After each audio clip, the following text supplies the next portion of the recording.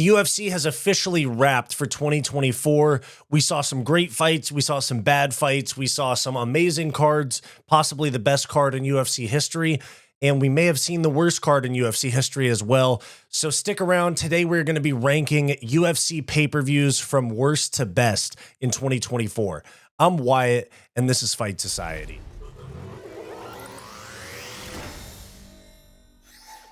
Before we get into the video, guys, please make sure to like, subscribe, become a channel member down below if you want access to bonus content and you want to support the channel further. You can become a channel member through the link in the description of this video or the join button on our channel homepage. Thank you very much. Back to the video. Okay, so we are going to start out with the worst pay-per-view of 2024.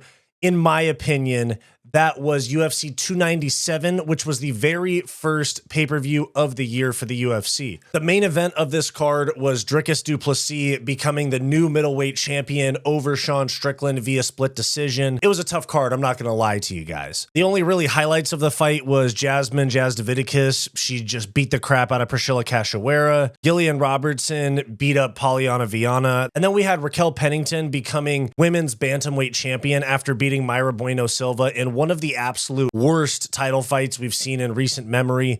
Truly embarrassing performance. And then Raquel Pennington followed that up with a boring performance and loss against Juliana Pena. And then Chris Curtis basically had like a boring sparring type of fight with Marc-Andre Barrios. Then a lot of fans were left unhappy because many people felt that Dricus du Plessis should have lost the decision to Sean Strickland in the main event, even though I personally thought Dricus du Plessis won the fight. So for me, from card quality on paper, like the actual matchups, and then how the card played out, this was definitely the worst pay-per-view of 2024 for me. Now, the second worst pay-per-view of 2024 in the UFC for me was the last pay-per-view of the year, which was just a couple weeks ago, UFC 310, where Alexandre Pantoja beat Kai Asakura by second round submission.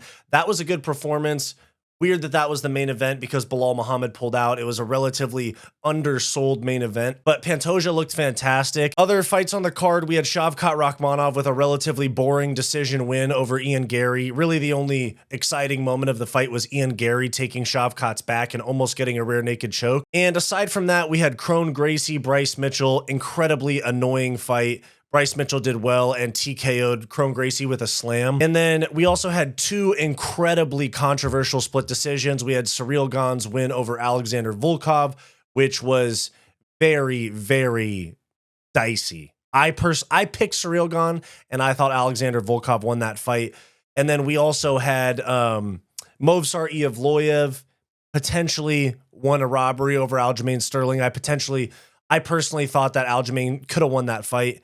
And then also Brian Battle with his win over Randy Brown. He missed weight and won a controversial split decision, so not the best night for Brian Battle. That's my second worst pay-per-view of 2024 was UFC 310. That is my number 13 out of 14 for 2024. Moving on from there, number 12 out of 14, the third worst pay-per-view of 2024 for me, UFC 301, Alexandre Pantoja beating Steve Erceg in Rio de Janeiro. Many people thought that Steve Erceg got robbed. I know that was one of the really main telling points of this pay-per-view was that Steve Erceg got robbed. I personally thought Pantoja won the fight, even though it was a very boring fight at that. Aside from that, we had the Fighting Nerds kind of had their way that night where you had a really good win for Kyle Bahalio over Paul Craig. And we also had the debut of Mauricio Hufi against Jamie Malarkey. Aside from that, I mean, truly a weak card. We had Kyle Bahalio, Paul Craig, Michelle Pereira beating Ihor Potieria in 54 seconds, which is kind of a controversial stoppage if you remember him with a down knee on a backflip. And then we had Vitor Petrino basically just giving Anthony Smith a guillotine win. Jose Aldo against Jonathan Martinez, super confusing matchup, and the fight was relatively one-sided. So overall, that was not a great pay-per-view. I don't really have much to say about that one. It was just mid. It wasn't terrible. It was just so mid. And at least we didn't have any women's title fights as pay-per-view main events this year. We tend to get one or two of those per year. But I guess now that Amanda Nunes is not around anymore, now instead of people being like, oh, crap, Nunes is the main event, now it's like, oh, okay, it's flyweights the main event. That's main event. Pantoja's entertaining to watch, but a lot of the casuals are not going to tune in for his fights. But anyways, UFC 301, the number 12 pay-per-view of 2024 for the UFC. Moving on from there, the number 11 pay-per-view for 2024 in the UFC, UFC 304, which was Edwards versus Muhammad 2. We had Leon Edwards losing his welterweight title to Bilal Muhammad. And then we also had Tom Aspinall defending his interim heavyweight title against Curtis Blades. Paddy Pimblett choked out Bobby King Green. But overall, you know, with the timing of the fight, it affected multiple performances because local time for the main event was about 6 a.m. because they wanted to do it on the UFC, or I'm sorry, they wanted to do it on the USA prime slot, even though it was in Manchester. So Leon got dominated by Bilal in a very, very boring fight. Tom Aspinall and Paddy Pimblett kind of saved the card to salvage. It was a really average card because we had Arnold Allen, Giga Chikadze. That one really didn't live up to the hype. And then RoboCop Rodriguez against Christian Leroy Duncan, also a relatively underwhelming fight. And then we also had the most underwhelming fight on that card, which actually generated a lot of talk, was Muhammad Makayev against Manel Kape, because they fought at the hotel during fight week. Muhammad Makayev and Manel Kape put on a super boring performance. Muhammad Makayev was trying to pull Manel Kape's pants down during the fight, and then Makayev eventually got cut. If you remember, Dana White said, I think the PFL is going to get a great undefeated guy. Really? Good luck to him. Yeah.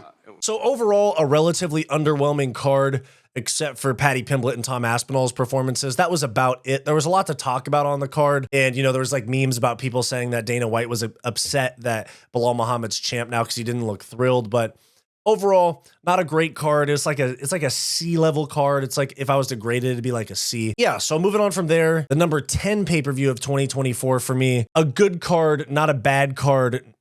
Another one of these mid cards. UFC 302, Makhachev versus Poirier.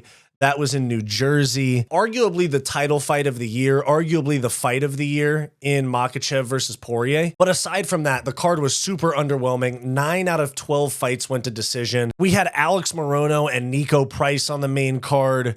The co-main event, Strickland versus Paulo Costa, was just super underwhelming. And still, for somehow, one of the judges gave that fight 49-46 to Costa. Really, the only highlights of the fight was Kevin Holland dislocating Mikhail Olajacic's elbow with an armbar. And then the title fight, that was the main event, Makhachev versus Poirier. One of the best title fights we've seen and possibly the fight of the year. But the rest of the card was just so underwhelming. Jailton Almeida submitting Alexander Romanov. Ton of decisions. Grant Dawson against Joe Selecki was terrible. Cesar Almeida versus Roman Kopylov, terrible fight. Mickey Gall versus Basil Hafez, terrible fight. Mitch Raposo, terrible fight. Eileen Perez, Jocelyn. It was just not a good card, but it was a very top-heavy card that saved it with the Kevin Holland armbar and with the Islam Makhachev Dustin Poirier fight. So that's the number 10 pay-per-view for 2024 for me. Moving on from there, the second pay-per-view of the year is ranked number 9 for me this year in 2024 pay-per-views. That was Volkanovski versus Topuria, a sick main event that is leading to potentially one of the most legendary runs in history if Ilia Topuria continues his winning ways. Really just not a great card overall. Whitaker versus Costa was on the card. That was really good. Whitaker getting rocked at the end of the first round, surviving and getting a decision win. Entertaining fight, but then we also had Merab versus Henry Cejudo. Not the most entertaining fight. I just find Merab so annoying. I hate, you guys can call me a hater if you want, but it's just, to me, he's so annoying. And it was just overall not the best card. Anthony Hernandez smoked Roman Kopylov. Merab versus Cejudo was iffy. Ian Machado Gary won a very dicey decision over Jeff Neal. And then the main event was Volt getting KO'd, which hurt a lot of us, but it did potentially lead to maybe the GOAT of the sport in Ilia Topuria if he keeps winning. The rest of the card was really, really underwhelming. A couple knockouts on the prelims, but you know, Danny Barlow had a really good performance. Zhang Minyang with a first round KO. Just not a good card. Fire main event with a pretty good main card. So that was my number 9 pay-per-view of the year. And then moving on from there, for me, number 8 pay-per-view of the year, UFC 303, Alex Pereira versus Yuri Prohaska 2. If you guys remember, This was supposed to be the Conor versus Chandler card. And I think that, International Fight Week with all these different things, you had the Dan Ige taking the fight on 4 hours notice, Alex Pereira versus Yuri Prohaska, short notice rematch, Anthony Smith getting beat up by a middleweight, Ian Gary with a boring decision over Michael Page, all that stuff. Joe Pyfer KOing Marc-Andre Barrio. There were some fire fights. Peyton Talbot first round KO. Gene Silva whooping on Charles Air Jourdain. A lot of good fights on the card, even though Dan Ige Diego Lopes is not like the best matchup. I have this one higher up, even though the card wasn't fantastic. If you look at this, Ian Machado Gary versus Michael Venom Page, not a great fight. And then Myra Bueno Silva, Macy Chiasson, not a great fight. Roman Dolidze, Anthony Smith, means nothing, not a great fight. Diego Lopez, Dan Ige, basically meant nothing because of the catch weight, and it was just the whole card was fucked. With Jamal Hill and Khalil Roundtree getting pulled off the card, it was just the issue of all of these fights was crazy because there was like 10 fights. There was 10 adjustments to fights, whether fights being pulled or fights being adjusted or an opponent being rebooked. It was a weird card, and the fact that Conor pulled off of it, but it being capped by Pereira, just showing that he's him again, the 2024 fighter of the year in my eyes. I think that's what makes this card, even though it's not great on paper, a lot higher on the list than a lot of the other cards on this or a lot of the other cards on this list. And so I have it as the number 8 pay-per-view of the year, UFC 303. Moving on from there, I have the number 7 pay-per-view of 2024 for the UFC, and that is UFC 309, Jones versus Miocic. The card as a whole was honestly not great, but it was a very top-heavy card once again that allowed for it to be pretty good. Like the prelims, we had Veronica Hardy, Oban Elliott, Mickey Gall, just a bunch of nonsense. Then you had Marcin Tybura, David Onama, Jim Miller. The only really intriguing prelim fight was Jonathan Martinez and Marcus McGee. And then even a weak main card, Mauricio Hoofy, James Lontop. I know they're trying to push Mauricio Hoofy as a part of the Fighting Nerds, but that as a main card fight, relatively undeserved. Same with Viviane Araujo versus Karine Silva. Not a great fight. Bo Nickel with a boring decision win over Paul Craig. The top heaviness of this card, Charles Oliveira beating Michael Chandler and John Jones beating Stipe Miocic. John Jones and Charles Oliveira are two of the biggest stars in the sport. And this card had, Tom Aspinall in the crowd and all of the talk about what's next for John and all of that. So I'd say, although a very top-heavy card, much like UFC 303, there was enough talk around the card and hype overall to push it a little bit higher up my list. So the number 7 pay-per-view of 2024 in my eyes, UFC 309. We move on from there to the number 6 pay-per-view of 2024 in my eyes, UFC 306, also known as Noche UFC at the Sphere. This card was headlined by Sean O'Malley versus Merab Dvalishvili, where Merab ended up winning by relatively dominant decision to become the new bantamweight champion. The co-main event was a trilogy fight between Shevchenko and Grasso that ended with Valentina Shevchenko becoming champion again. Feature fight was Diego Lopez with a decision win over Brian Ortega. The second fight on the main card was Esteban Ribovic beating Daniel Zellhuber, which was arguably fight of the year. Honestly, a crazy fight. And also another fight of the year contender that was crazy that opened the main card, Ronaldo Rodriguez against Odie Osborne. I hated on this card a lot because of how much Dana hyped it up, but it ended up being okay. Joshua Van decision win over Edgar Chairez, Ignacio Bahamondes against Manuel Torres, Raul Rosas Jr. getting a win, and then obviously all of the flair of it being UFC at the Sphere with all of the visuals and stuff like that, and Sean O'Malley headlining it. There was a lot of talk around this card, even though on paper it was relatively weak, and I'm starting to notice, wow, these UFC cards are not great. That's my number 6 pay-per-view for UFC in 2024 is UFC 306, also known as UFC Noche. Moving on from there, the number 5 pay-per-view of 2024 is UFC 307 for me. That was Alex Pereira versus Khalil Roundtree in the main event. And then also co-main event, Juliana Pena, Raquel Pennington, feature fight, Mario Batista, Jose Aldo, middleweight fight, where Roman Dolidze dislocated one of Kevin Holland's ribs. Kayla Harrison with a win over Ketlin Vieira on the main card, setting up the next title fight for women's bantamweight. We also had Joaquin Buckley getting a KO win over Wonder Boy. And then a couple of other fights like Court McGee, Tim Means was an okay fight. Ryan Spann versus OSP. Those were pretty good fights, but really This card was okay on paper, but the way that some of these fights delivered is what bumped it so high up my list. Joaquin Buckley KOing Wonderboy, great fight. And then obviously Alex Pereira, just absolute like flow state, second, like super instinct type of moment against Khalil Roundtree, also on short notice, and all of the talk of Alex taking a third relatively short notice fight in 2024 as a title defense for his light heavyweight title. It all just contributes to Alex Pereira's like legend story and him like speed running, becoming GOAT of the sport. There was a lot to talk about, you know, Kayla Harrison getting another win, breaking through to be arguably the clear cut next contender. And then also Hate Train that followed Mario Bautista following his just disgraceful performance against Jose Aldo. And then of course, Joaquin Buckley KOing Wonderboy. That's like the first thing that propelled him. And then he just finished Colby Covington via doctor's stoppage. Joaquin Buckley could be like a sneaky #1 contender after like one more fight. Like Joaquin Buckley could be welterweight champ, or at least fighting for the belt by the end of 2025, possibly. So the number 5 pay-per-view for 2024 for me was UFC 307 in Salt Lake City, Pereira versus Roundtree. Moving on from there, we have the number 4 pay-per-view of the year for me. This is UFC 305, Duplessis versus Adesanya. Incredible main event where Dricus Duplessis ended up finishing Israel Adesanya in the 4th round by rear naked choke. And then we had a co-main event of Kai Kara France versus Steve Erceg. Relatively weak co-main event, but it did deliver with a first round KO for Kai Kara France. And then we had Dan Hooker upsetting Matus Gamrot by unanimous decision to kind of reassert himself as a top dog in the lightweight division. We also had Tai Tuivasa losing to Rosenstrike, and we had Carlos Prates getting his 3rd of 4 wins in 2024, where he KO'd Li Jingliang. Honestly, I think Carlos Prates has got champ written all over him. Probably 2026. I think welterweight's a little too packed for him to get a title fight in 2025. But still, I think that main card alone, banger main card, along with some really good prospects like Tom Nolan getting a win, Jack Jenkins getting a win, Casey O'Neill, Walter Walker.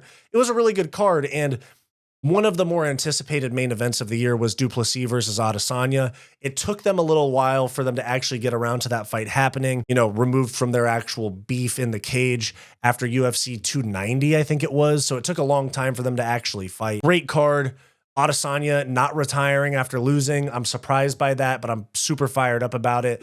DDP proving himself to be just way better than everyone expected again and again and again. So my number 4 UFC pay-per-view of 2024 was UFC 305 for sure. And moving on from there, the number 3 pay-per-view for 2024 in my eyes was probably the 2nd most stacked card of the year, maybe the 3rd most stacked card of the year. And that was UFC 299, which just featured an incredible card. We had Sean O'Malley defeating Chito Vera in the main event by decision, Dustin Poirier KOing Benoit Saint-Denis in the co-main event, Michael Venom Page with a decision win over Kevin Holland, Jack Della Maddalena finished Gilbert Burns, Peter Yan beat Song Yadong, Curtis Blades beat Jailton Almeida, Gamrot beat RDA, Kyler Phillips beat Pedro Munoz, Michel Pereira had an insane fight, Robelis Despain is now not even in the UFC anymore. That's crazy how quickly things turn around. Asu Almabayev, one of those guys establishing himself as a real prospect contender, flyweight. Overall, such an incredible card. One of the most stacked cards we've seen. O'Malley in the main event, Poirier on the main card, JDM, Peter Yan, such an incredible card, with the highlight moments of the card being Dustin Poirier's hook that he KO'd Benoit Saint-Denis with, and also Sean O'Malley's literally face-shattering knee that he landed on Chito Vera in the 4th round. Chito Vera's a fucking zombie. So really stacked card, absolutely incredible.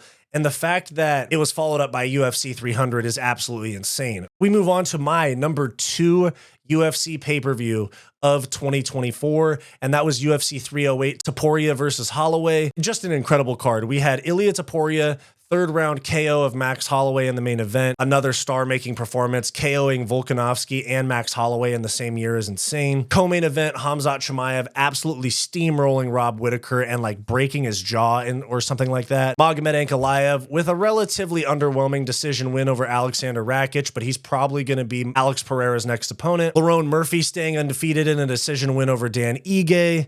Sharaputin Magomedov staying undefeated with his double back fist KO of Armen Petrosyan. And then the prelims were insane too. Jeff Neal, RDA, Matus Rebecki, Miktabek Orobai, Kennedy Njoku, Chris Barnett, Basharat versus Victor Hugo, Rinat Fakhretdinov, Ibo Aslan with a 51-second KO over Kakera. Really, really good card. And just capped off with jaw-dropping performances and finishes by Hamzat over Rob Whittaker and Taporia over Max Holloway. That leaves us with our #1 pay-per-view of 2024. Now, I talked a lot of shit about it. Of course, I had to. We had to entice the UFC into giving us one of the best cards of all time and not being lazy for UFC 300. The best card of 2024 was UFC 300. As much shit as I talked about in the lead up, it worked out great. Alex Pereira first round KO against Jamal Hill in the main event.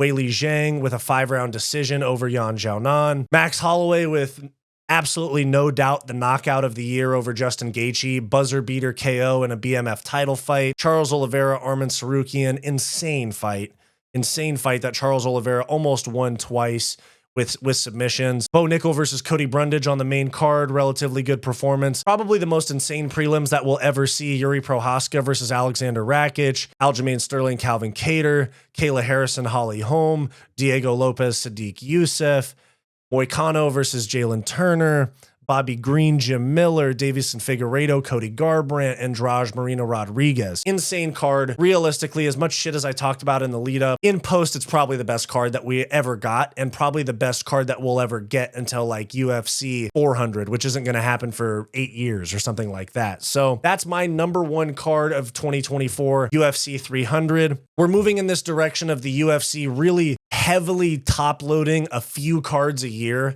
and then giving us some mid a lot of the time. Let me know what your guys' top UFC pay-per-view of 2024 was in the comments down below. Thank you for watching. Thanks for watching this video. Please make sure to like, subscribe, all that YouTube stuff. It really helps me out a lot. If you want access to bonus content, become a channel member today by clicking the join button on our channel homepage or the link down below this video. If you're interested in some non-MMA content from me, go check out my podcast, What's Up Bro, with Wyatt and Bo, in the link down below. Go watch this suggested video, and I'll see you next time.